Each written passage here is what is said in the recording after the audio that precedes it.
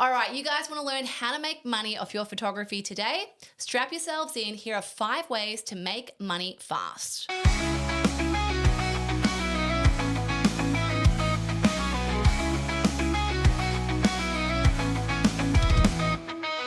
Hey guys, my name's Kels J. Soda. Welcome back to my channel. I take the influence out of photography and I focus on what makes you money, not what makes you spend it. And today I'm going to give you the key to the city, the answer everyone wants, and that is how to start making money right now in this very moment with your photography. Let's cut the BS. If you're a photographer and you're broke or you're just starting out and wondering how the hell to make money with a camera, this is the video for you.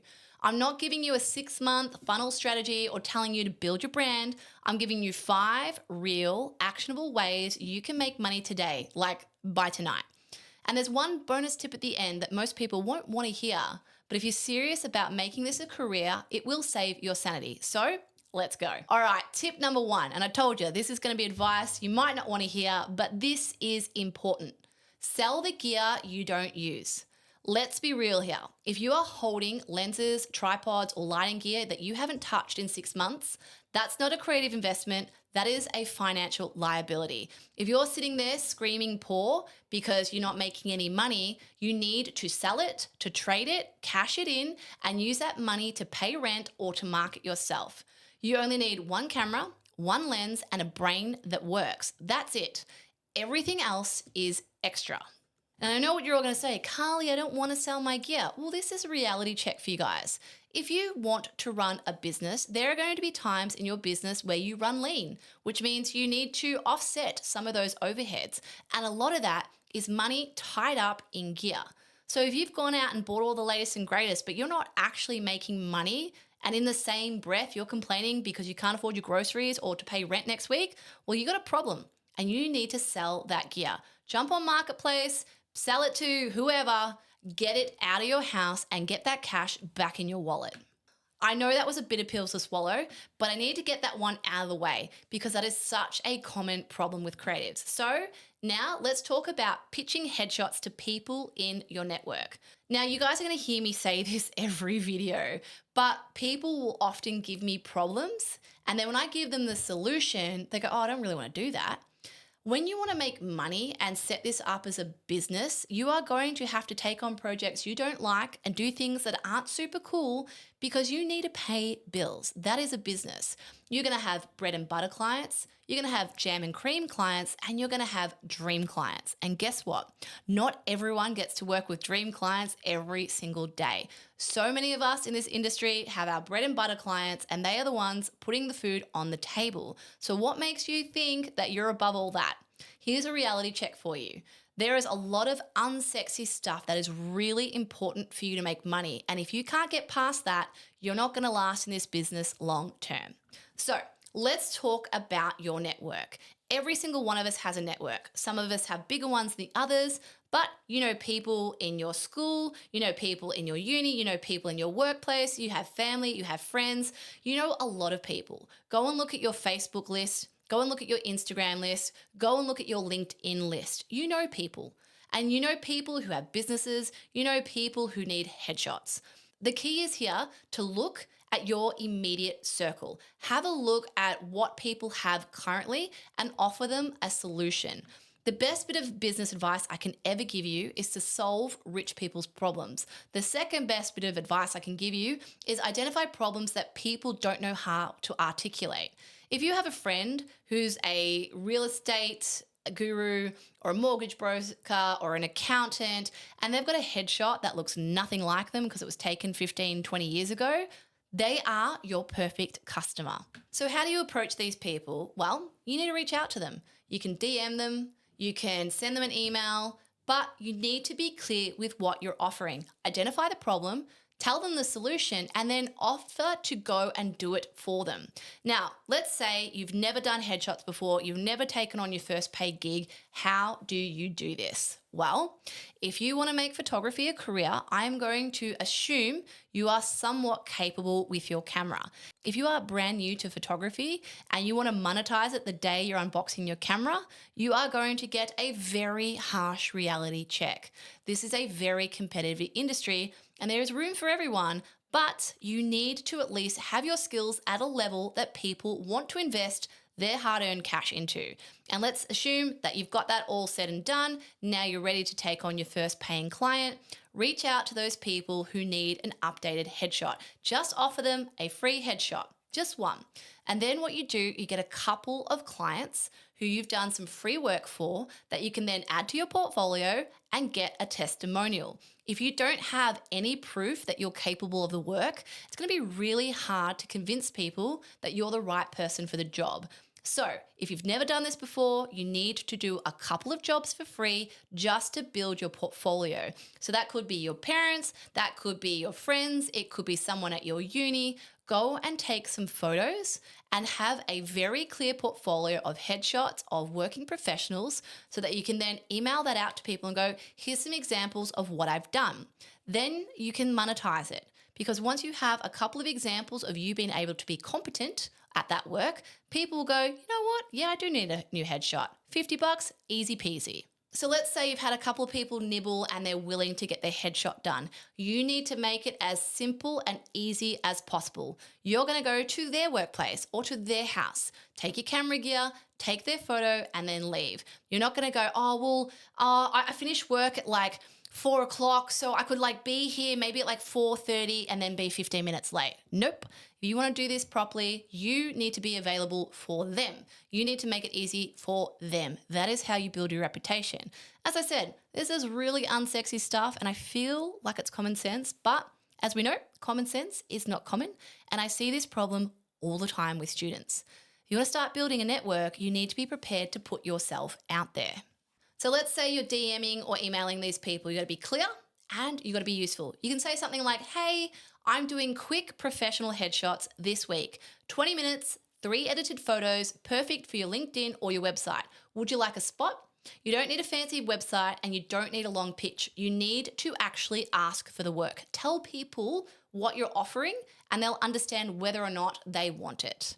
All right, so let's say that headshot photography isn't your thing. You don't want to work with people. You're interested in product. Well, there are a plethora of local businesses that have really crappy social media content and you're going to help them substantially. So if you walk into a cafe or a florist and say, hey, I'm a photographer. I love your space. Would you be open to 5 clean product or interior photos for your socials? Offer it for say $100 to $150. Deliver it the very next day.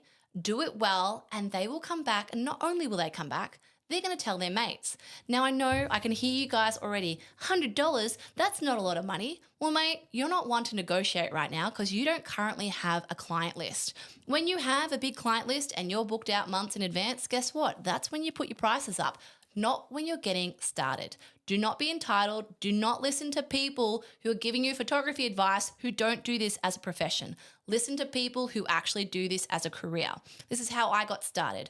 I did a lot of work for free to build up my portfolio, and not only that, to get more confident working with a client because I was very nervous in the early days. And then I did things really cheap. Why? I needed to get myself out there. I needed people to know who I was. I started shooting cafes. I started doing skincare brands during COVID that were just getting started, and I did it for free. You know, I got some free product, that's great. But at the end of the day, I wanted to get good really quick. I wanted to build up a portfolio. And a lot of those clients that I got back in the early days are my clients today. And guess what? They pay today's rates too. A lot of what's important to building a sustainable creative business is having a local client base. You don't amass this overnight either. It comes with time. You know, this is a very location-centric job and you need people to be aware of who you are and that you exist. So if you're too self-conscious to go literally walk into these establishments, it's going to be really hard for you guys to get clients. And I know you're going to see people saying, just make some reels on social media, just do this. Well, here's the reality check that most people don't like hearing. A lot of your clients actually aren't on social media. They don't have time. They're running their business. They're not going to see you doing these ones and doing TikTok dances and be like, geez, I really need this photographer who I've never heard of, who's making all these reels on TikTok, dancing to things and looking like an idiot, and maybe I should buy them and invest my money. No, that's not how business owners think. Business owners are too busy doing what they do to even identify that their photography is crap until someone says to them, hey, this is really bad and I can do it for you and this is how easy it is. They'll go, she's got a point. I will do that. And then you over deliver and give them these amazing photos, and they're going to be like, well, why didn't I do this sooner? You're welcome. Good advice. I promise. This will serve you really well. Okay, the next one is important because a lot of people miss this step. And this is crucial for two things. One, you're going to upskill really fast. Two, you're going to make some friends. And three, you're probably going to get clients out of it. And that is assisting other photographers or videographers. A lot of people shy away from this because they're nervous to approach these people, or they're worried that they're going to see them as competitors. But the truth is, so many of us need assistance, and it's really hard to find them. Once you have a good one, you're like, you hold on to it, because when you're on a shoot and you've got the camera in your hand and you're dealing with the client, you don't really have those spare set of hands to go and grab that other thing that you need, or to carry all the gear, or dare I say it, go and get the coffees. That is a very real role in this industry, to be an assistant. And it's the best way to learn. And it's also a way that you can create some income for yourself. Assistants get paid, and they are worth their weight when you have a good one. So how do you assist? Well, the most important thing is that you're useful. We don't want someone who's on set that's a liability. If you're tripping over gear and you're stuttering and you're making it far more complicated by being there, you are not someone that people want to have around. I'm being hyperbolic, but assistants should be there to assist and perceive when they're needed. So if you see your photographer doing something and they're tripping over something, you run in there, you fix that cord, or you grab them a drink when they're sweating bullets as they're shooting the client. You help the client, you bring the client in, you offer the client a drink. Assist, help the shoot go a lot quicker, and you'll be a very valuable asset, and I guarantee you will be invited back. A lot of budding photographers have ego when it comes to these things, and they think they're above that. I don't want to be an assistant. I still assist now. I assisted my best mate on a shoot with Gordon Ramsay. Why? Because I wanted to go and support my mate, and also it's bloody Gordon Ramsay, as if I'm not going to go. But, I'm a photographer, and I wasn't the lead photographer. I was literally there to help with the lighting. It was an amazing experience. I was there to support my friend. I was there learning something new that I hadn't done. And also I got to be on set of a Gordon Ramsay TV show. There is a lot of benefits that come from assisting, and you never stop learning. Even when you think you are the best photographer in the world, I guarantee you there are a million other people who are far more further along than you. You cannot get complacent. You don't know everything. So be humble and go and assist people. It's a really great way to learn and make money. Okay, so how do you approach photographers? Well, again, it's the same thing when you're approaching a client and pitching yourself. Be useful. You might see some photographers put up posts on social media like, I need an assistant next week, paid work, whatever. But there's nothing stopping you from having a look at your local area. You might be in a smaller city, you might be in a big city. Have a look at who the big photographers, are in your city, and just shoot them a DM or an email. Say, hey there, I'm wanting to get into the photography industry. I'm really interested in learning from someone who's established. I'd want to put myself forward as an assistant. I'd be happy to help you carry gear or do some BTS for your social media, or just assist on the day. If you see an opportunity coming up, please keep me in mind. Now, here's the thing again that we need to consider. You might send out 50 of these emails and only hear back from one or two people. That is the nature of the beast. You are going to cop a lot of rejection. It doesn't mean anything personal. It just means that that person either doesn't need you, they're busy and don't have time to respond, or they're probably like me and they let their inbox overflow, and then they sit down 2 weeks later and they go, oh, I should probably get back to this person. I'm not encouraging that behavior. I'm just being realistic about my flaws as a human being. But the point is, there is going to be a lot of rejection. And the sooner you cop it, the better it is for you, because you'll realize, it's all part of the gig, right? So if you inbox people, DM them, email them, and they don't get back to you, don't take it personally. You'll eventually land someone who says, you know what, I actually really do need an assistant. Can you come next week? And boom, you're in. All right, the next thing you guys can do to make money today is to run mini sessions. So what a mini session is essentially a very short, sharp session with you to get a bit of a taste test for what you offer. It's not a massive shoot. It's not all the bells and whistles. It's literally one location, and you book multiple people back to back and give them a little taste test of what you do. So obviously you could do this around headshots, or you can even do this around family portraits. Give people a time and a location, tell them it's $50 or $100, rock up, take their photos, and make sure you get them back to them within the next couple of days. That's just to give people a little bit of a taste of what it's like to work with you. And hopefully, if you're doing things right, they'll be overwhelmed with the amazing quality of your portraits and be like, hey, you know what? I actually need a couple more. Or why don't you come to my child's birthday party in a week's time? This is how it happens. You need to be front of mind. If people have never heard of you and they've never experienced you, how do you expect them to find you, right? So this seems like a really good time to plug my book, Six Figure Creative. This is a resource I actually wrote for my students who I was mentoring because it was the same information that I was handing out time and time again. So I compiled it all into this book. And what this is a bit of a business blueprint for creatives. How to get started, how to get leads, how to pitch to clients and brands, how to set yourself apart from competitors, workflows, onboarding clients, contracts, licensing, message templates, it's all in here. So if you're interested in building up your creative business and you want a bit of a blueprint, you can download this immediately on my website. The link will be in the description box below, or you can purchase the hard copy and I'll ship it out to you. I promised you guys a bonus tip, and I know this is going to be a bitter pill to swallow for some people, but I'm not in the business of lying to you. I'm going to give it to you honestly. You are going to take a while to build up a client base that gives you a sustainable income. That is the reality. It's not me being mean. It's not me being rude. That is the reality of a service-based business. To get to a point where you can live off it, it will take time. And it doesn't matter how much work you're doing. It's just a matter of accruing that time and getting more people to know you and building up your network. So what can you do? Honestly, get a second job. I know people don't want to hear that. People don't like hearing that you can't be a millionaire off photography tomorrow. I know, I'm sorry, I hate to burst your bubble, but that's reality. A lot of people look at this industry and go, well, if I'm not making $10,000 every day of photography, then I'm not doing well. Well, that's not the way the industry works. You might get a couple of 10 grand jobs, but that's going to be over 6 months, not every week. The reality for most of us is even if you are insanely talented and you have your style, you're not right for every shoot. You're not the right photographer for every opportunity that's popping up. And if you're someone that hasn't got good cash flow and you're worried about paying rent, but you're sitting there hoping that clients are just going to fall in your lap because you just happen to be good at this photography thing, you are setting yourself up to fail. And I don't mean you need to go and work at Macca's. There's plenty of things that you guys can do. Maybe you've got other skills that you can do a couple of days a week just to offset some of that liability. But I promise you, if you make that decision early on to just supplement that income so that's not all this burden on your shoulders, it will make you a far better photographer.